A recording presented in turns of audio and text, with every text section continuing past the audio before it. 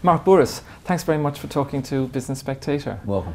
I'm talking to you today in the context of some news really which has broken during the week, which is how the banks, the major banks, have started something in the nature of a new price war. Commonwealth Bank has reacted to National Australia Bank and made an offer into the market of beating any price offered by its rivals within the Big Four. What do you think is happening here, or why has CBA made this move?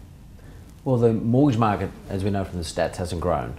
It's quite flat. So credit, generally speaking, is flat. When you are trying to maintain a book, which CBA is the biggest book in the country, if you're trying mortgage book, if you're trying to maintain your book, you've got to find ways to grow it because it tails off. In other words, people pay off their mortgages, pay down their mortgages every week, every day. So you've got to maintain the position or grow it, one or the other, or both, preferably both. There are a number of ways you can grow a book.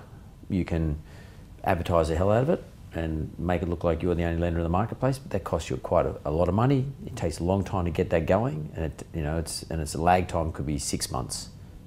Plus, it's never, my view, not great strategy or tactics to advertise into a dead market.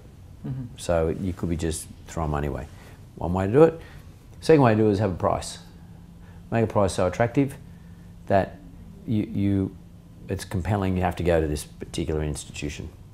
So that's CBA's position. CBA's chosen to do that, and we'll see. We'll see if it's effective or not.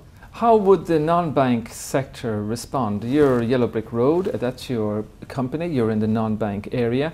The CommBank have not included you in the price war. I wonder why. I don't know why, tell me. Well, because we're cheaper. So they're clever. They've said this offer only is available to the end of September. One, two. We'll only match or do better than the rates of the other three big banks. So that doesn't include St George. It includes Westpac, ANZ, NAB. Doesn't include NAB's online business or UBank. It doesn't include St George, which is a subsidiary of them, and it doesn't include, I guess, Bank West, which is a subsidiary of CBA, which even offers better deals than CBA. They're not including their own subsidiary. I see. Yeah, and because Bank West offers better deals. Bank West has some great rates. So is it sustainable? Is it sustainable for the large banks? Well, I think it's sort of clever, and it may be just a toe in the water as to see how this sort of heavy go-to-market sort of offerings work for an organisation. CBA, it's pretty, for CBA, this is a big deal to do this, I would have thought. I mean, it's not really their normal process.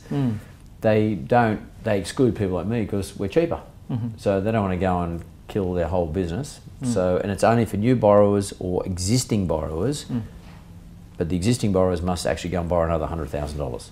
Maybe a crucial part of the problem for you and all non-banks is the perception in the market that the sector shrunk in the wake of the GFC. But what has happened since? What percentage of new mortgages, for instance, are coming out of non-bank sector? Well, when in pre-GFC, it was probably about 20% of new mortgages were originated onto the books of non-banks as opposed to through brokers. That's one.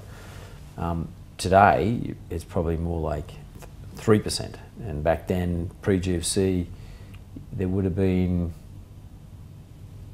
maybe 250 non-banks. Today there might be 10, 15.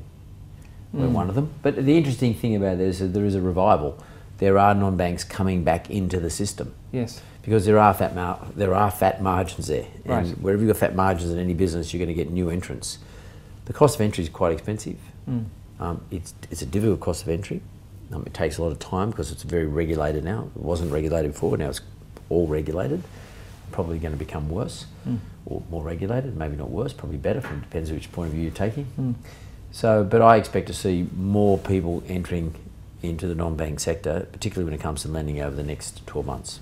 And that's one of the few growth areas perhaps in financial services. What Yellow Brick Road, what will it do itself in this new market with new players and new price action among the major banks? What's your core strategy here? I like the fact that there is a bank pricing war.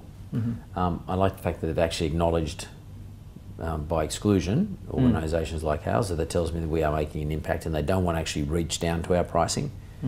and I know that I've got more margin in there to play with, so I could actually compete much more heavily against them. Mark Bouris, thanks very much for talking to welcome. Business Spectator. Thank you.